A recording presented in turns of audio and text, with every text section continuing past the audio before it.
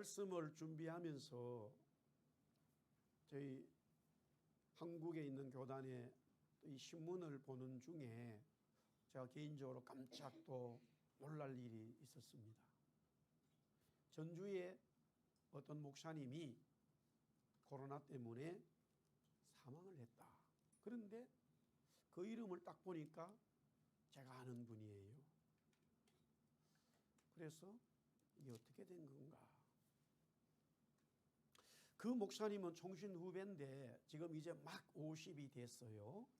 제가 직접적으로 만난 적은 없는데 그 목사님의 부인을 사모를 제가 잘 압니다. 여기 오기 전에 제 친구 목사님 교회에 청년부 집회를 했어요. 그때에 여러 청년들이 은혜를 받았고 막 기도의 문이 열렸었는데 그 중에 한 자매였습니다. 총신대학교 기독교 교육학과에 다니고 있었고요. 그 이후에 제가 알기로는 교회 전도사도 하게 되었다라고 들었습니다. 그때 너무나 많은 은혜를 이 자매가 받아서 잊지 못하고 제가 여기 와서 얼마 되지 않았을 때에 다른 자매와 함께 그때에 은혜 받았던 다른 자매와 함께 두 사람이 또 캐나다를 방문하게 되어졌고 우리 집에 와서 며칠간 지냈더랬습니다. 그 사모의 이름은 박종예예요. 그래서 중간에 이제 카톡이 연결되고 페이스북이 연결되다 보니까 목사님하고 결혼을 하게 되었고 전주에 있는 어느 교회에 부목사로 섬기다가 전라남도 저 섬에 노인네들 어르신들 몇 명 있는 데에 가서 이 부부가 섬기게 됩니다. 제가 그때 있어서 자주 가끔씩 통화도 하고 이야기도 나누었었는데요.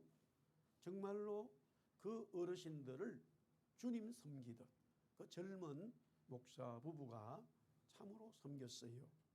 아이들이 2명이 있습니다. 그런데 그 섬에 아이들은 자기들 아이들밖에 없지요. 그러니 교육적인 면도 대단히 쉽진 않지만 이렇게 그 옆에 배를 타고 한 지역에 모이는 학교를 보내게 되는데 아이들이 얼마나 똑똑한지 공부를 머리가 아주 비상한 것 같았어요. 하여튼 뭐 전라남도에서 두치하는 그런 1등도 하고 그런 이야기를 들었습니다. 그러는 중에 상당한 시간을 거기서 보내고 이제 하나님께서 또 어떤 기도의 응답을 주셔서 전주에 다시 와서 전주 예수 제자교회라고 개척을 하게 되어졌고 이 부부가 엄청 열심히 사역을 감당했습니다. 그러는 중에 2주 전 것 같아요.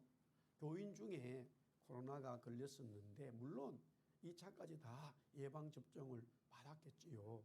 그런데 이 식구들도 목사님 가족도 코로나가 걸린 모양입니다. 그런데 부인하고 애들은 괜찮은데 다 괜찮았다는데 목사님도 괜찮은데 며칠 지나면서 갑작스럽게 이 호흡 곤란이 일어나고 119 불러서 가는 중에 심장이 멎으면서 주님 나라로 갔다는 거예요. 그런데 12월 18일 날 그러니까 교단에서 그 노예와 함께 교단에 알려가지고 좀 도우면 좋겠다 이런 이제 메시지를 교단에서 알렸더라고요. 저는 그것을 뉴스를 신문을 보았습니다. 12월 18일 날 장례식이 집행됐어요.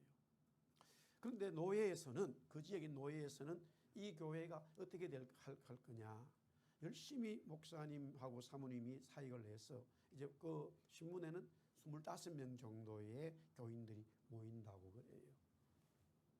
그런 중에 노예에서는 어떻게 할까 하다가 사모님이 원래 전도사를 했고 또 기독교 교육과를 나왔기 때문에 교회를 일단 맡기자 그렇게 했던 것 같아요.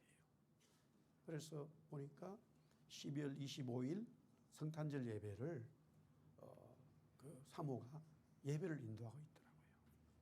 12월 18일 날 남편 장례를 하고 25일 날 본인이 예배를 인도하고 있는 거라. 그런데 개인적으로나 또 뭐 카톡이나 페이스북에 저희 가정에 남편이 하나님 나라 갔습니다, 이런 메시지가 하나도 없어요. 그래서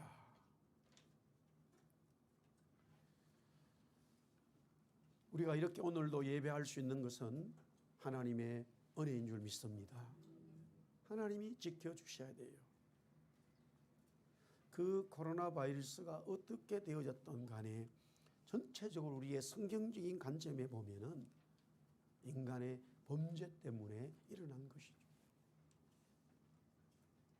인간이 지은 범죄 때문에 우리는 병이 들었고, 인간은 죄로 말미암아 하나님 앞에 갈 수 없는 그런 존재가 되고 말았습니다. 그런 하나님은 이런 인간들을 가만히 두지 않으시고 하나님의 긍휼과 하나님의 자비로 하나님의 놀라운 구속의 계획을 이루시죠. 자, 그와 같은 모든 민족을 구원하겠다고 하는 하나님의 계획에 대해서 하나님은 이 아브라함이라고 하는 한 사람을 택하셔서 아브라함과 그의 아들 이삭, 야곱을 거쳐서 자녀들, 그리고 민족이 되어진 이스라엘을 구원의 한 모델로 삼으시고 하나님의 구원의 역사를 펼쳐가시겠다라는 거예요. 그런 하나님의 계획이 있었기 때문에 하나님은 요셉이라고 하는 사람을, 이 요셉을 총리로 세우시고 모든 가족을 애굽으로 이주시킨 이후에 약 남자만 60만 명이라고 하는 430년, 거의 500년의 세월, 400년 이상의 세월을 애굽에 있게 하고 그들이 철저히 노예로 전락하게 만들었어요. 도저히 우리는 살 수가 없구나, 우리는 어떻게 살아가야 되지? 라고 했을 때에 하나님은 물에서 건져냈다라고 하는 모세를 통하여 또 광야 생활을 보내게 하고 이제 구속의 역사를 펼쳐가죠. 그것이 광야 40년의 역사고, 모세를 이어서 여호수아가 이제 가나안 땅을 주님이 젖과 꿀이 흐르는 땅이라고 말씀하신 그 땅을 점령하면서 사역을 감당하다가 본인 또한 110세의 인생을 마감하게 되어집니다. 분명히 하나님은 모세와 여호수아에게 또한 이스라엘 백성들에게 내가 주는 가나안 땅은 젖과 꿀이 흐른다라고 말합니다. 정말로 그럴까요? 우리가 지금 캐나다 밴쿠버에 살고 있습니다마는 하나님께서 이스라엘 백성들에게 약속하신 그 땅이, 가나안 땅이 정말로 젖과 꿀이 흐르는 땅입니까? 아닙니다, 여러분들. 절대로 아닙니다. 지금도 여러분들 가서 살려고 그러면요, 그게 살기 어려운 땅입니다. 약 3,500년 전에 하나님은 모세를 통해서, 여호수아를 통해서 백성들에게 젖과 꿀이 흐르는 땅이라고 하나님이 명령을 하셨어요. 그러나 실제적으로 사해바다는 죽음의 바다입니다. 물고기 한 마리 없어요. 그 사해바다가 엄청 큽니다. 그리고 그 사해바다 때문에 주위의 모든 식물들은 다 죽어버렸어요. 소금이 너무 많아가 날려가지고요, 농사를 지을 수가 없어요. 그리고 광야가 있습니다. 유대 광야 있습니다. 실제로 가보면 살 수가 없어요. 그나마 요단강을 중심으로 있는 흐르는 강, 그리고 갈릴리 호수를 있는 그 땅밖에 살 땅이 없어요. 그것도 아무도 살지 않는 곳이 아니에요. 이미 가니까 각 거기에 살 수 있는 땅에 부족들이 있어요. 전쟁을 해야 됩니다. 주님 말씀하신 것처럼 이른 비와 늦은 비가 오지 않으면 그 땅은 농사할 수 없어요. 제가 2010년도에 유다 강야에 가보았습니다마는 이 자동차에서 에어컨 되는 자동차에 내려가지고 이 강야에 딱 서니까 5분 지나니까요, 온몸에 땀이 나면서요, 있을 수가 없어요. 아침에 시작할 때 거의 40도로 출발되어집니다. 온도가 50도가 넘어요, 여름에는. 그런 광야에서 어떻게 이스라엘 백성들이 그 땅을 갖다가, 그런 이스라엘이 하나님 주신 땅을 젖과 꿀이 흐르는 땅이라고 말할 수 있습니까? 여기서 적각 꿀이 흐른다고 하는 것은 하나님 자신을 말하는 거예요. 하나님이 그 땅에 함께 하시면은 이스라엘 백성들은 하나님의 은혜와 하나님의 은총으로 살 수 있지만 하나님이 떠나가 버리면 정말로 거기는 살 수 없는 땅이라는 거예요.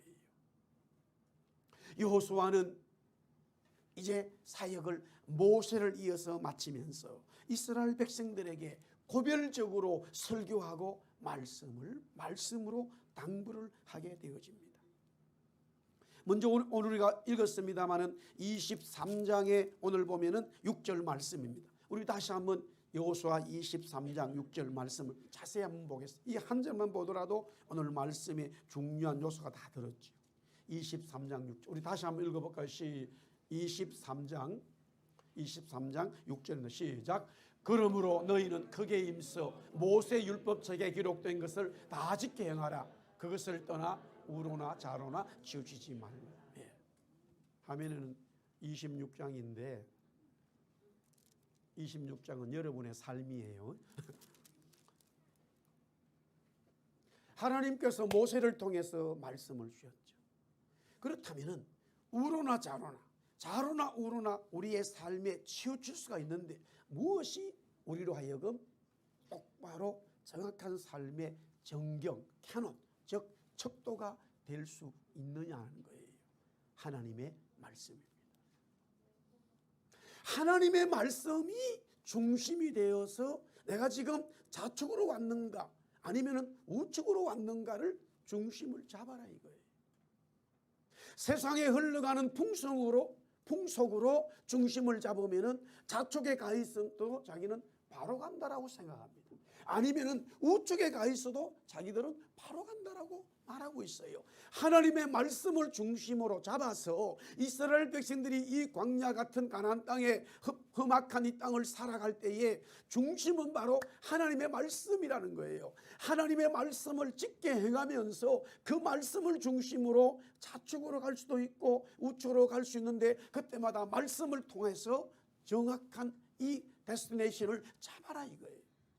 내가 지금 정확하게 바로 가고 있느냐를 볼 수 있는 것은 바로 이 하나님의 말씀이었다라는 거예요. 그러면서 여호수아는 24장 15절에 이렇게 말하고 있습니다. 만일 여호와를 섬기는 것이 너에게 좋지 않게 보이거든 너희 조상들이 강 저쪽에서 섬기던 신들이든지 또는 너희가 거주하는 땅에 있는 아모리 족속의 신들이든지 너희가 섬길 자를 오늘 택하라. 우리 한번 따라합시다.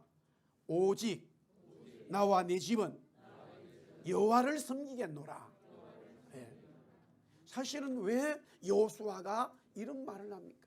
앞에 자 우리와 우리 집 여러분들은 하나님만 섬깁시다 이렇게 선언을 해야 되는데 너희가 강저 쪽에 있는 신을 섬기든지 아니면은 지금 이 땅에 있는 아모리와 7 족속들이 섬기는 신들을 섬기든지 택하라 그렇게. 그러나 나는 나와 우리 집은 하나님 섬기겠다 이렇게 말하는 이유가 이 여호수아가 대권을 잡아서 하나님의 지도자로 일을 함에도 그 사이에서도 백성들은 이 틈만 있으면은 자꾸만 이방 사람들이 섬기는 이 신들에 빠져버리고 말았다라는 거예요.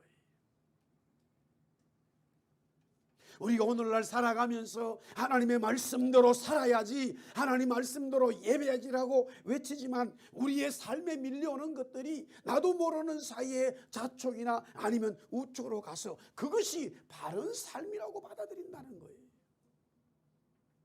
그러니 오늘 이 여호수아의 말씀에 비추어 본다면 여러분들이 좌측으로 가든 우측으로 가든 저는 하나님 말씀대로 살겠습니다. 우리 가정은 하나님 말씀대로 살겠습니다. 우리 교회는 하나님 말씀대로 살겠습니다. 이 교회는 우측으로 가고 저 교회는 좌측으로 가는데 우리는 하나님 말씀으로 섬기겠습니다. 할렐루야. 왜? 시대가 그런 모습들을 보여주고 있다라는 거예요. 그러면서 여호수아는 오늘 여호수아 24장에 섬긴다라고 하는 말을 16번이나 강조하고 있어요. 물론 여기에 섬긴다고 하는 말이 16번이나 나오는데 하나님을 섬길 것이냐 아니면은 이방 신들을 섬길 것이냐는 그 섬김의 단어가 다 양쪽으로 사용되고 있다라는 거예요. 성령 받은 베드로, 성령 받은 바울 뭐라고 말합니까? 하나님을 좋게 하라, 사람을 좋게 하라. 그 말은 내가 하나님을 섬기겠느냐, 사람을 섬기겠느냐 그 말이에요. 엘리야가 이스라엘 백성들에게 선포하잖아요. 하나님 앞에 나갈 것이냐, 하나님 앞에 예배할 것이냐, 아니면은 바알과 아세라에게 예배할 것이냐 택해라 이거예요. 오늘 2021년 오늘 마지막 주일을 맞이하면서 여러분도 제가 굳이 말씀드리지 않아도 새해를 우리가 맞이하고 2022년 또 2023년 한 해 한 해의 시간들이 흘러가면서 점점 하나님 섬기는 이 예배가 쉽지 않다는 것을 이미 여러분들은 직감하고 있어요. 굳이 제가 말씀드리지 않아도 이미 우리 세대에 이런 일들은 서서히 밀려오고 있구나라는 거예요. 그렇다면은 여호수아가 왜 이스라엘 백성들에게 하나님만 섬기겠다고, 하나님만 섬겨야 된다고 강조하고 있을까? 그 이유는 하나님이 이스라엘 백성들을 인도하셨기 때문입니다. 우리 한번 따라합시다. 주님이 나를 인도해 주셨습니다. 보호해 주셨다라는 말이에요. 오늘 24장 보세요. 24장 시작하면서 3절에 보면은 이렇게 내어집니다. 내가 너희의 조상 아브라함을 강 저쪽에서 이끌어내었다 이렇게 말합니다. 여기서 이끌어내었다라는 말이 인도했다라는 말이에요. 하나님께서 아브라함을 인도해 주셨다. 4절에 보겠습니다. 이삭에게는 야곱과 에서를 주었고 에서에게는 세일산을 소유로 주었으니 야곱과 그의 자손들은 애굽으로 내려갔다. 여기서 애굽으로 내려갔다라는 말은 하나님이 애굽으로 인도해 주셨다라는 거예요. 야곱이 하나님 앞에 기도합니다. 하나님, 요셉이 정말로 총리가 됐습니까? 우리 가족들이 그쪽으로 이민을 가야 합니까? 물었을 때에 하나님이 야곱에게 대답합니다. 야곱아, 두려워하지 마라. 애굽으로 내려가라. 내가 너를 인도하여 보호하리라. 내가 너를 애굽 황제 앞에 세우리라. 하나님 말씀하셨어요. 하나님이 인도하셨다라는 말이에요. 우리 어릴 때에 교회 다니면서 다 출석 체크하고 하는 것을 다 해서 이 12월 30 이 마지막 주일 26일이든 27일 마지막 주일에 주일학교 예배 때에 시상식을 합니다. 출석당도 주고 요절상도 주고 하는데 가장 많은 제일 많이 상 받는 게 뭔지 아세요? 인도상이. 우린 인도라는 말을 썼어요. 우리 시골에서는 전도인데 그때는 전도라는 말보다는 인도라는 말을 썼어요. 그래서 매주마다 체크합니다. 출석 체크, 그 다음에 성경 암송하는 걸 요절이라고 했어요. 요절, 그 다음에 인도, 헌금 쫙 이렇게 나와요. 출석 체크도 주일 낮, 주일 저녁, 수요일 3번 체크하는 거예요.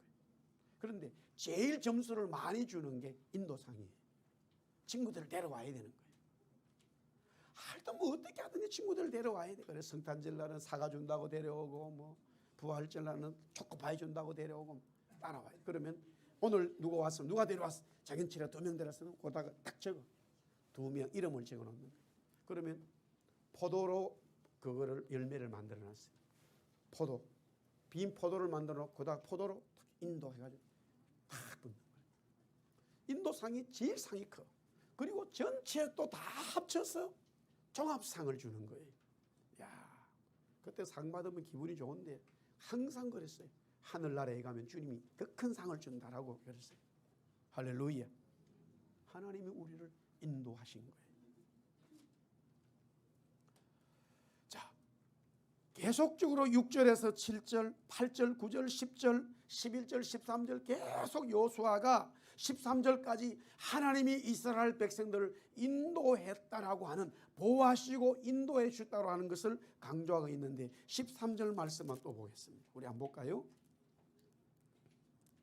자, 13절 말씀 다 같이 시작. 내가 또 너희가 수고하지 아니한 땅과 너희가 건설하지 아니한 성읍들을 너희에게 주었더니 너희가 그 가운데에 거주하며 너희는 또 너희가 심지 아니한 포도원과 감나무의 열매를 먹는다 하셨느니라. 자, 내가 심지도 않았는데 열매를 먹었다 이거예요. 하나님께서 하셨다 이거예요. 하나님께서 인도하셨다라고 하는 고백이에요. 사랑하는 성도 여러분, 우리가 2022년을 출발합니다. 2021년을 또 이제 마지막 마감을 하지요. 신앙의 출발은요, 하나님이 절대적으로 나를 인도하시고 역사하셨다고 하는 이 감사에서 출발되는 거예요. 그런데 물론 야고보는 그렇게 말하죠. 입술로는 감사라고 그러는데 실제의 삶이 전혀 안 따라가면 그것은 거짓이다, 그렇게 말해요. 굉장히 야고보는 강하게 말하죠. 그러나 분명한 사실은 출발은, 신앙의 출발은 내가 하나님만 섬기겠다라고 하는 신앙의 결단의 출발은 지금까지 하나님이 나를 인도하시고 보호해 주신 그 하나님의 은혜에 대한 절대적인 신뢰를 가져야 돼요. 그게 흔들려 버리면 새로 출발하는 신앙에서 무언가가 자꾸만 문제가 발생될 수 있죠. 지금 여호수아는 자기의 사역을 마치면서 전체 이스라엘 백성들에게 하나님께서 우리를 인도하셨다, 아니 자기가 사역하는 거의 한 20년 30년 정도의 삶뿐만이 아니라 하나님께서 이스라엘 백성들을 선택하신 아브라함 때부터 끄집어내서 하나님이 우리 민족을 여기까지 인도하셨다라고 하는 엄청난 하나님을 찬송하고 있어요. 할렐루야. 여러분들이 어떤 모양으로 이 땅에 오신지 모르지만 각자의 나름대로의 다른 이유들이 있었겠지만 근본적으로 동일한 것은 하나님이 여기로 여러분들을 인도하셨다라고 하는 사실이에요. 할렐루야. 그걸 철저히 고백할 수 있어야 됩니다. 그렇기 때문에 하나님을 섬기는 것이죠. 자, 이때에 이스라엘 백성들이 여호수아의 설교를 듣고 그렇게 말합니다. 우리도 하나님을 섬기겠다라고 말하면서, 왜? 하나님이 맞습니다. 여호수아 목사님, 우리가 말씀 들으니까 정말 우리 민족을 하나님이 세워주셨고 하나님이 우리를 인도하여 주셨습니다. 우리가 어떻게 여리고성을 무너뜨리겠습니까? 우리가 어떻게 이 민족과 전쟁에서 승리할 수 있겠습니까? 하나님이 전적으로 역사하셨습니다라고 고백을 하게 되어집니다. 하나님의 은혜를 받았던 다윗은 이렇게 고백합니다. 그가 나를 푸른 풀밭에 누이시며 실만한 물가로 인도하시는도다. 내 영혼을 소생시키시고 자기 이름을 위하여 의의 길로 인도하시는도다. 의의 길, 우리 따라합시다. 의의 길로 인도하시는도다. 예, 다윗의 삶에 엄청난 어려움들이 있잖아요. 고난이 있잖아요. 그런데 여러분들 그 고난조차도 하나님께서 의의 길로 인도하신다는 사실이에요. 자, 여호수아가 하나님께서 인도하셨기 때문에 우리가 하나님을 섬겨야 된다라고 강조하고 말씀을 전하자 이스라엘 백성들은 어떻게 반응하느냐. 우리 24장 22절 말씀을 보겠습니다. 우리가 말씀을 읽었습니다마는 22절 말씀 보겠습니다. 자, 22절입니다. 다 같이 시작. 여호수아가 백성에게 이르되 너희가 여호와를 택하고 그를 섬기리라 하였으니 스스로 정인이 되었느니라 하니 그들이 이르되 우리가 정인이 되었나이다. 자, 여호수아가 이스라엘 백성들에게 하나님이 우리 민족을 인도하셨고 하나님이 나와 우리 가족을 인도하셨고 하나님이 이스라엘 백성들을 인도하셨습니다 라고 말하자, 예, 그렇습니다. 2021년 코로나로 여전히 어려운 환경이지만 저와 여러분들을 하나님께서 여기까지 오게 하셨습니다. 인도하셨습니다. 할렐루야. 예, 아멘 하니까 여호수아가 뭐라고 말했냐면은, 아멘하는 이스라엘 백성들을 향해서 너희들이 스스로 정인이 되었다 이 말. 셀프 위트니스가 됐다라는 거예요. 이게 무슨 말이냐? 친구 관계에서도 약속을 하면 반드시 지켜야 돼요. 그게 중요합니다. 사람 관계 약속을 하면 반드시 지켜야 됩니다. 그것은 바로 정인이기 때문에 그래요. 스스로 정인이기 때문에. 내가 하나님을 섬기겠습니다. 하나님이 나를 여기까지 인도해 주셨습니다라고 고백하고 찬송하고 아멘 했을 때는 자기 스스로가 하나님의 정인이 된 거예요. 하나님의 사람이 된 거예요. 그래서 여호수아가 말합니다. 그래, 너희들이 그렇게 말했으니까 우리 모두가 다 하나님 앞에 정인이다라고 말합니다. 왜 여호수아는 이렇게 말씀하고 있을까? 그 이유는 19절에 나와 있습니다.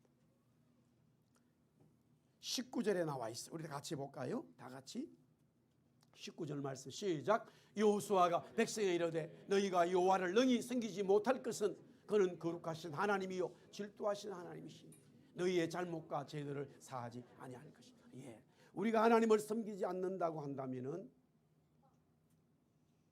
반드시 다른 무언가를 섬기기 때문에 하나님과의 관계가 이루어지지 않아요. 계속적인 하나님 앞에 정인으로 하나님 앞에 백성으로 살아갈 수 있는 것은 하나님을 능히 섬김으로 인하여 이루어지는데, 하나님을 능히 섬기다가 다른 것에 대해서 빠져버리면은 하나님께서 질투하신 하나님이기 때문에, 아니 너가 나를 섬긴다고 스스로 내 앞에서 정인되지 않았느냐, 너가 내가 은혜 베푼 것을 고백하고 찬송하고 감사하지 않았느냐, 그런데 어떤 일이 돼서 지금 이렇게 바뀔 수 있느냐라는 거예요. 그것이 바로 스스로 정인된 모습이라고 하는 사실이죠. 사랑하는 성도 여러분, 주님은 우리에게 너무나 많은 은혜들을 주셨습니다. 각자의 삶을 돌아보면 하나님께서 우리에게 구원의 은총을 주실 뿐만이 아니라 우리가 살아가는 모든 삶에 있어서의 인도와 보호하심을 주셨다라는 것이죠. 그러면 우리 스스로 오늘 말씀처럼 나는 하나님 앞에 스스로 정인이 된다라는 거예요. 사도행전에 안전명이가 일어났습니다. 그렇습니다. 사람들이 전에 성전 미문에 있던 구걸하는 사람이 아닌가, 어떻게 그 사람이 일어날 수 있었던가라고 했을 때에 성경은 그렇게 말합니다. 그가 정인이 되었다라고 말합니다. 스스로 정인된 거예요. 베드로와 요한과 사도들이 말씀을 전할 때에 아무 말하지 않고 안전명이 일어난 그 사람은 옆에서 딱 서 있는 거예요. 봐라, 나 앉았다가 일어났다. 스스로 정인되는 거예요.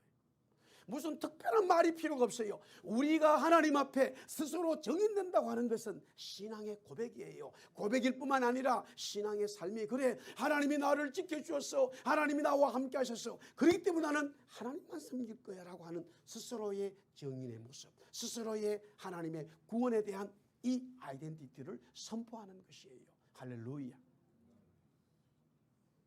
자, 이때에 여호수아는 또 말씀하고 있습니다. 24절 25절 보겠습니다. 자, 24절 25절 봅니다. 시작. 백성이 여호수아에게 말하되 우리 하나님 여호와를 우리가 섬기고 그의 목소리를 우리가 청종하리다 하는지라. 그 다음에 중요합니다. 시작. 그날에 여호수아가 세겜에서 백성과 더불어 언약을 맺고 그들을 위하여 율례와 법도를 제정하였더라. 자, 스스로 정인된다라고 말했을 때에 스스로 정인, 예 나는 구원받았습니다, 예 나는 하나님의 인도하심을 받았습니다, 예 나는 하나님의 사명자입니다라고 스스로 정인되어진 이 모습을 전해졌을 때에 이 여호수아는 백성들 앞에서 뭐라고 말하냐면 하나님의 말씀을 가지고 이 백성들과 함께 언약을 맺었다라고 말합니다. 우리 한번 따라하겠습니다. 언약은 예수 그리스도다. 주님 앞에 맹세하는 거예요. 사실은 이걸 뒤집어 보면요, 우리는 구원받을 수가 없어요. 우리는 하나님 앞에 나아갈 수가 없어요. 왜 하나님께서 자기 아들을 이 땅에 보내주셨는가? 언약 체결입니다. 백성들이 전부 다 하나님을 섬기지 않아요. 하나님께서 인간 창조한 것을 후회하신다 라는 말씀하면서 노아를 통하여 방주를 지으라고 말합니다. 이 방주는 하나님 말씀하시기를 언약이라 말합니다. 예수님이 이 땅에 오셔서 성찬을 제자들과 집행하면서 이렇게 말합니다. 이 피와 이 잔과 이 떡은 새 언약이다. 주님 말씀하셨어요. 사랑하는 성도 여러분, 코로나라는 어려움이 있지만 너무나 원론 같은 이야기지만요, 사실은 주님이 저와 여러분들의 언약의 체계가 집행되어져야 우리는 살 수가 있는 것입니다. 반대로 말하면 우리가 여기까지 살 수 있었던 것, 즉 이스라엘 백성들이 여호수아를 통해서 말씀을 들을 때에 하나님만 섬기겠습니다라고 말하는 그 정인될 수 있었던 것은 하나님의 언약이 계속적으로 집행되어졌기 때문입니다. 주님이 우리들을 위하여 죽으시고 부활하신 그 주님이 하나님과 세운 언약을 계속적으로 집행하심으로 우리가 하나님의 인도하심을 받고 보호하심을 받고 또한 하나님의 은혜 속에 살게 되었다라는 말씀이에요. 할렐루야. 자, 그런데 언약이라고 하는 단어는 분명히 있습니다만 조금 추상적인 같은 느낌이 들잖아요. 이런 얘기죠.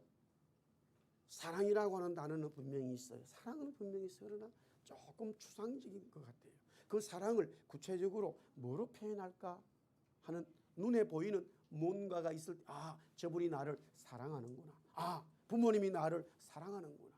자녀가 부모님을 사랑하는구나. 이렇게 인식하게 되겠죠.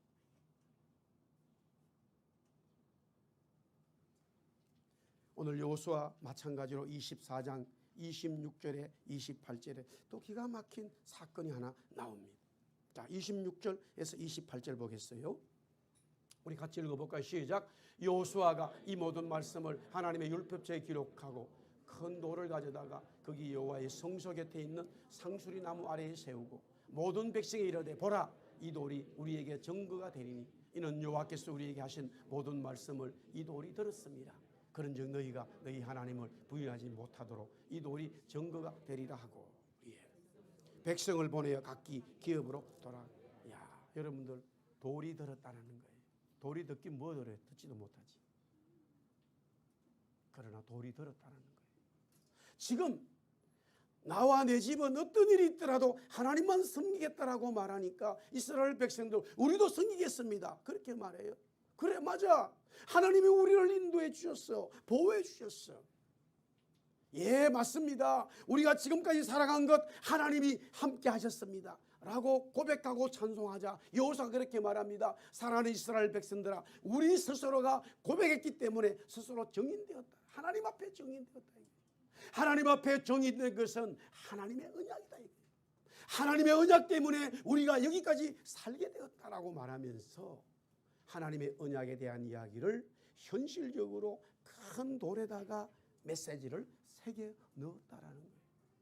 이렇게 말합니다. 사랑하는 이스라엘 백성 여러분들, 이 돌이, 큰 돌이 우리가 하나님 앞에 정인되겠다고 하나님만 섬기겠다고 고백한 것을 이 돌이 들었습니다. 이 돌이 들었어요. 그때에 그 누구도 아니 여호수아 목사님 어떻게 돌이 듣겠습니까? 라고 반문하는 사람이 없어요. 그 말은 뭡니까? 스스로 정인됐기 때문에 이 돌이 다 들었다고 고백하고 받아들이는 거예요. 사실은 사랑하는 성도 여러분, 하나님과의 관계가 중요하지요. 어떤 정치인이 나는 주님을 모시고 산다 이렇게 말했어요. 대단한 말입니다. 엄청난 말이에요. 정말로 주님을 모시면요 엄청난 일이에요. 그건. 그렇잖아요. 사랑의 교회를 개척했던 옥하는 목사님이 제일 좋아하는 찬송이 주 내만 모신 후에 주님을 모셨다는 거예요.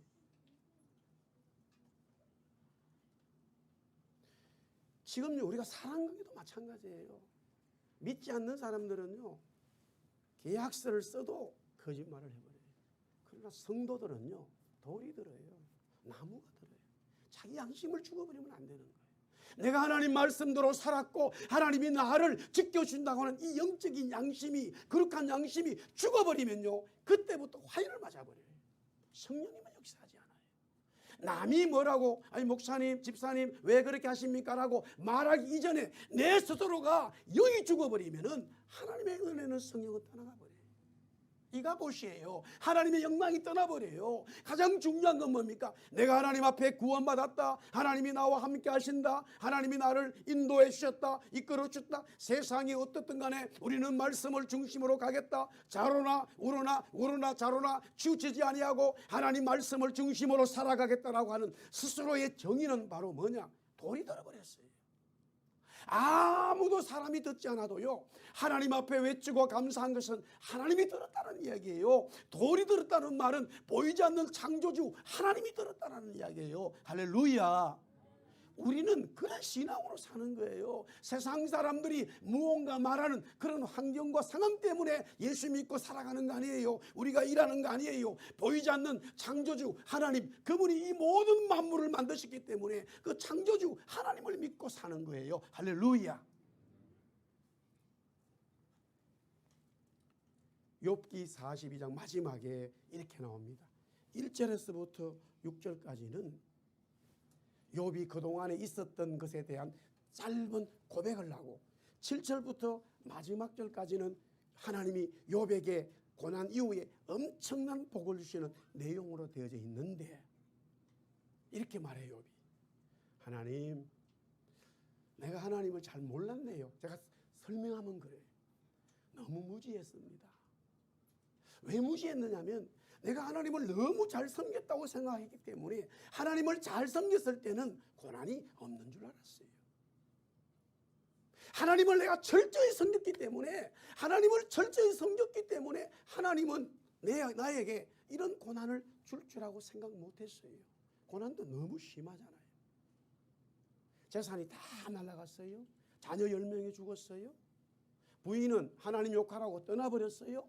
본인은 병들어 버렸어요. 거기에다가 가장 사랑하는 친구 3명이 와서 계속적으로 끊임없이 토론에 자기를 한쪽으로 몰아넣어 버려요. 아니야, 나 하나님 앞에 잘못한 거 없어. 야, 네가 하나님 앞에 잘못한 게 없어. 왜 이런 일이 벌어지냐 말이야. 계속적으로 친구들은 끊임없이 욥을 한쪽으로 몰아넣고 자기가 할 말이 없어져 버리는 거예요. 죽을 지경이에요. 그때에 계속적으로 하나님은 욥에게 응답하지 않아요. 엄청난 공격을 받아도 하나님은 욥에게 반항하지 않아요. 야, 하나님은 죽으셨구나. 하나님은 나에게 역사하지 않는구나. 하나님은 나를 버리셨구나. 그런 마음이 들었어요, 욥에게. 그런데 어느 날 하나님이 욥에게 나타나신 거예요. 그 중에 하나만 말씀드릴게요. 욥아, 타조를 봐라. 우리 아이들 타조. 타조 알죠? 타조. 타조. 그 타조는 뭐예요? 내가 날지 못하겠다는 거예요. 그런데요, 진화론자는 이렇게 말해요. 이거는 제가 얘기하는 게 진화론자들이 얘기해요. 언젠가는 타조는 난다는 거예요. 여러분 웃지요? 세계적인 석학들이 말하는 이야기예요. 그거 과학자들이. 왜냐하면 아무리 조사해봐도 타조가 날지 못할 이유가 없어요. 근데 안 나는 거야. 막 빨리 가기만 빨리 가. 엄청 빨라요. 근데 그거를 하나님이 욥에게 말씀하시잖아요. 왜? 근데 하나님이 처음부터 타조는 날지 못하게 만들었어요. 너 날지 마. 그럼 못 나는 거예요. 그걸 인간들이 모른다는 거예요. 그러니까 무지하다 이 말이에요. 하나님, 제가 너무 무지했습니다. 너무 몰랐어요.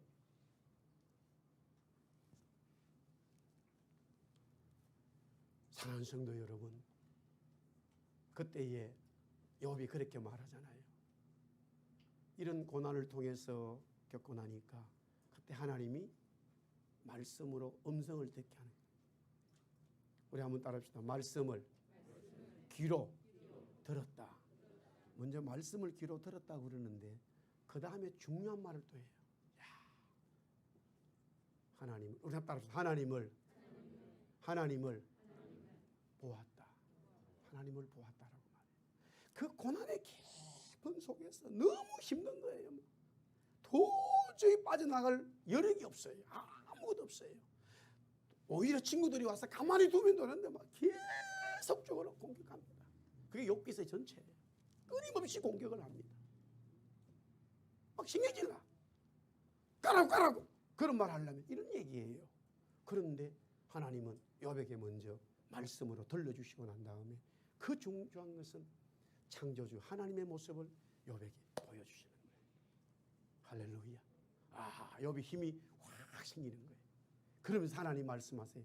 욥아, 내가 너에게 갑절의 복을 주마. 잘 견뎠다. 고맙다. 잘 이겨냈다. 주님이 말씀하시는 거죠. 왜? 큰 돌이 들어버렸어요. 나무가 들어버렸어요. 큰 돌 나무가 신이 아니라 하나님이 만드신 만물의 한 부분이기 때문에 하나님의 창조로서 예수 믿는 사람, 하나님을 고백하는 사람, 성령이 내 마음속에 있는 사람들은요, 보이지 않는 하나님의 이 앞에 얘기하고 보이지 않는 하나님을 보는 거예요. 그렇기 때문에 세상이 뭐라고 말하든 그것이 중요하지 않다 이거예요. 그게 신앙입니다.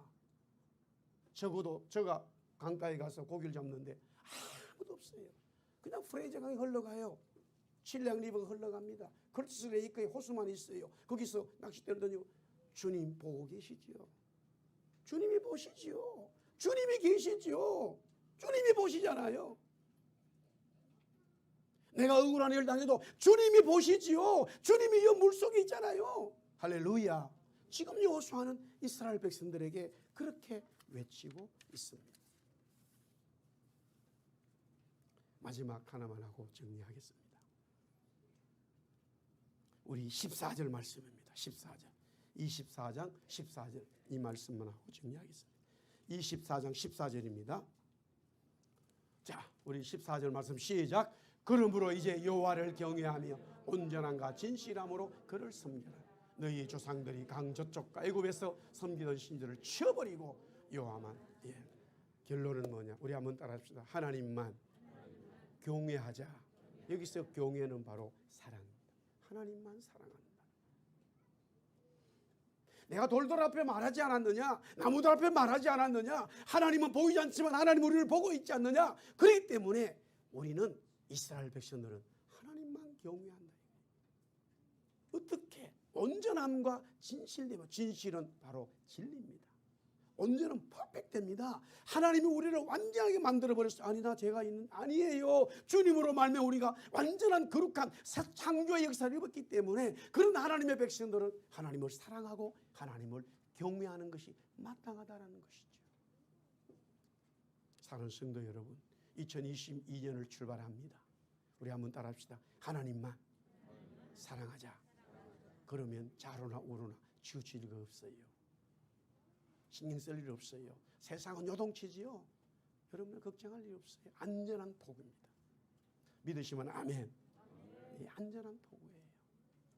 성경이 말하잖아요. 믿음의 사람들이 말하잖아요. 여호수아가 말하잖아요. 아니 저도 여기 와서 짧은 시간들을 보냈습니다마는 하나님이 말하고 있어요. 제 삶이 말하고 있잖아요. 사람들에게 어렵다고 이야기할 거 아니에요. 힘들다고 말할 게 아니에요. 물론 우리는 서로 격려하고 도와줘야 됩니다마는 내가 하나님을 저버리고 세상 사람들에게 무언가가 얻겠다고 한다면 그때부터 신앙은 뭉개지기 시작해 망가집니다. 사랑하는 성도 여러분, 주님이 여러분을 인도하실 거예요. 계속적으로 함께 하실 거예요. 할렐루야. 기도하겠습니다. 주님, 하나님이 우리와 함께 하십니다. 인도하여 주셨습니다. 보호하여 주셨습니다. 이스라엘 백성들은 하나님만 섬기겠다고 고백하고 선언합니다. 그것은 스스로 정해낸 것이고 또한 그들의 고백을 옆에 있었던 돌들이 들었습니다. 주님, 언약이 체결되어졌지요. 그것은 바로 예수 그리스도 주님의 역사였습니다. 주님은 버린 돌이었습니다. 주님은 바로 새 언약이었습니다. 우리가 주님이 우리와 함께 계심을 믿습니다. 그 주님은 하늘에만 계신 것이 아니라 인간으로 오셔서 나와 함께 하시고 나의 신랑이 되시고 나의 증거가 되시며 나의 모든 삶을 인도해 주시는 구원자임을 고백합니다. 그 주님만 사랑하고 섬기겠습니다. 주님, 2021년 마지막 주일을 맞이하여 이렇게 예배하고 또 새해를 맞이합니다마는 여전히 어려운 이 팬데믹의 상황은 계속적으로 진행됩니다마는 주의 말씀을 중심으로 두고 우리 성도들 좌로나 우로나 좌로나 치우치지 아니하고 주님 바라보며 경외하며 섬기며 하나님의 은혜와 역사를 경험하는 모든 날들이 되게 하여 주옵소서. 주님 돌아봅니다. 참 어려운 일들이 많습니다. 자녀 때문에 어렵습니다. 부모님 때문에 어려움이 있습니다. 물질 때문에, 영주권 때문에, 여러 가지 직장 때문에, 아니면 내 생각지 못한 이 이민 생활의 일들 때문에 너무너무 힘들 때 있지만은 욥이 고백한 것처럼 하나님이 그때도 함께 계시는구나 하는 이 고백을 깨달은 것처럼 주님 우리와 함께 계심을 믿습니다. 그 신앙을 잃지 않게 하여 주옵소서. 주님만 섬기겠습니다. 주님만 사랑하겠습니다. 우리 예수사랑교회 주님만을 사랑하는 교회 되게 하여 주옵소서. 예수님 이름으로 기도드리옵나이다. 아멘.